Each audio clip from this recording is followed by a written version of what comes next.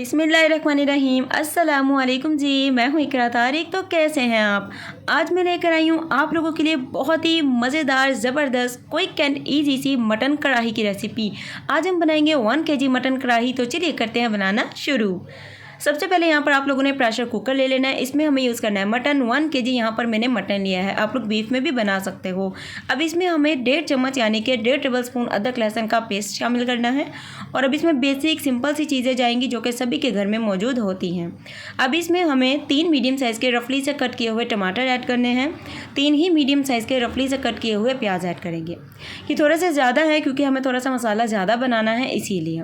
अब इसमें हम लोग मसाले डालेंगे। 1 टेबलस्पून धनिया पाउडर इसमें जाएगा, 1 टेबलस्पून रेड चिली पाउडर इसमें जाएगा। और अब इसमें 1 टेबलस्पून हम लोग ऐड करेंगे सॉल्ट यानी कि नमक। और 1 टेबलस्पून इसमें मैंने हल्दी का इस्तेमाल किया है। 4 से 5 इसमें लौंग शामिल करेंगे, जिससे बेहतरीन सी जो खुशबू है वो इसमें डेवलप होगी। कोई एक्स्ट्रा खड़े मसाले नहीं ऐड करने, सिंपल बेसिक होममेड आपको मसाला यूज़ करना है। अब इसमें 1 चम्मच यानी कि 1 टेबलस्पून ज़ीरा ऐड करेंगे। सो सिंपल से मसाले हैं वो हमने इसमें ऐड कर लिए हैं। अब इसमें पूरा 1.5 लीटर पानी शामिल करेंगे, मिक्स करेंगे और इसे कवर करके अच्छे से पकने के लिए छोड़ देंगे। जब एक सीटी बजना स्टार्ट हो जाएगी ना प्रेशर की, फिर आप लोगों ने टाइम काउंट करना है। 20 से 25 मिनट के लिए इसे मैक्सिमम कुक करना है। बहुत ही अच्छे से कुक होगा। तो लीजिए, बहुत ही अच्छे तरीके से हमारा जो मटन है गल चुका है, यानी कि टेंडर हो चुका है। आप लोग भी चेक कर लीजिएगा नाइफ़ की मदद से। अब आप लोगों ने फ्लेम को मीडियम से हाई करना है क्योंकि एक्स्ट्रा पानी जो है हमें ड्राई करना है और इसे अच्छे तरीके से हमें कुक करना है कि टमाटर प्याज इवन नज़र ही ना बिल्कुल भी आएँ। उसके बाद जब थोड़ा सा पानी रह जाए, फिर आप लोग इसमें 1 कप दही का यूज़ करेंगे। 200 ग्राम के आसपास है। फ्रेश वाला यूज़ करिएगा, ज़्यादा बेहतर होगा। दही डालने के बाद हम इसकी बुनाई करेंगे 10 से 15 मिनट।